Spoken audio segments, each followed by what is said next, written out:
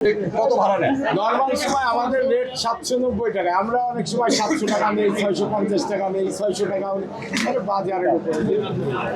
ঈদের সময় আপনি যেটা করছেন সেটা হচ্ছে বিআরটি যেটা যে রেট ভাড়া আছে তার থেকে আমরা 44 টাকা কম নিচ্ছি। কিন্তু তার বাইরে নিচ্ছেন জি জি না, শিওর এটা 100%। যে আমাদের যেটা সিদ্ধান্ত হচ্ছে মন্ত্রণালয়ে যে 1 টাকা আমরা ভাড়া বাড়াবো না। জি না, এবং এটাকে আমরা সেবা হিসাবে দেখতে চাই। আপনি তো বগুড়ায় গেলে আপনাকে উদাহরণ দিলাম।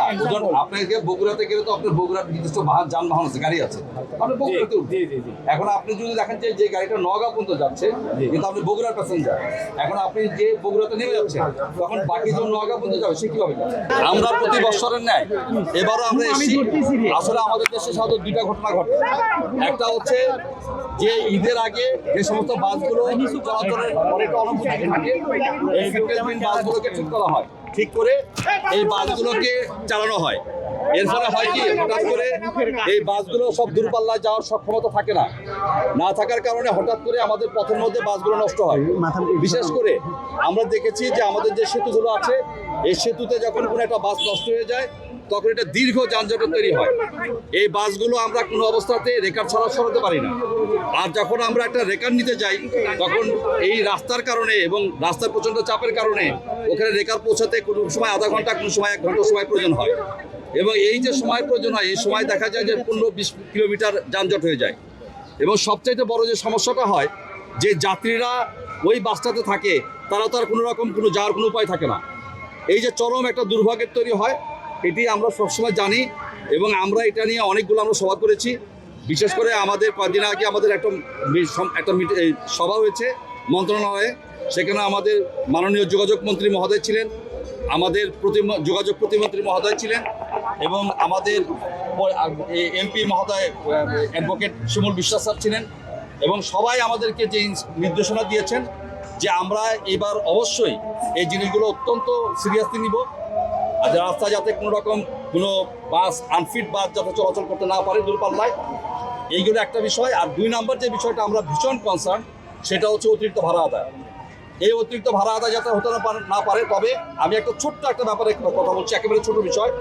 আমরা যে কথা বলে দেখেছি সেটা হচ্ছে, দেখবেন যে আমরা ভাড়ার চার্ট দেওয়া আছে। আমি ঢাকা থেকে মুজিবনগর, মেহেরপুর, এখানে একটা জিনিস দেখলাম, এখানে ভাড়ার চার্টে বিআরটিএতে লেখা আছে 790 টাকা।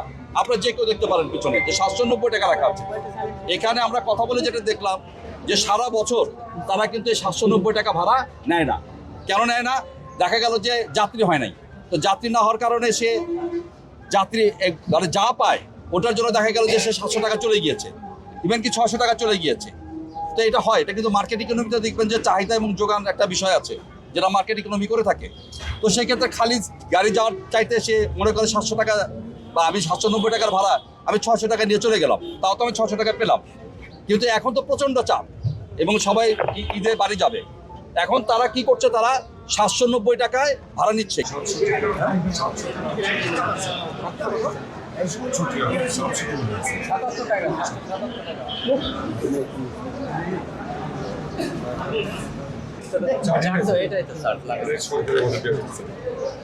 বিআরটিএর চার্টে কত লেখা আছে? লেখা আছে, ঠিক আছে, কিন্তু এখানে কম লিখতেছে, কিন্তু আসলে না বিআরটিএর চার্টটা আপনার কাছে এটা না, আপনার কাছে আরেকটা আছে, কপি আছে, আমি তো ওদেরকে দেখতে পারবো না। আর এটা ছিলেন না ভাই, আপনার একটা করে কপি রাখেন না কেন? ওইটা লেমিনেটিং পেপার রাখেন না কেন? মুজিবনগর আপনি ভাড়া কত নিচ্ছেন? 750। মুজিবনগরে দেখেন 790 লেখা আছে। 790 পিছনে নাম তো আপনার, তো এটা হ্যাঁ সত্যি কিন্তু আছে। যাত্রী কোথায়?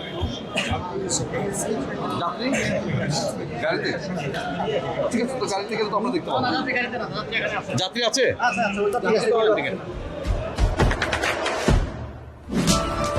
দেশে দেশে সবার সাথে দ্য নিউজ।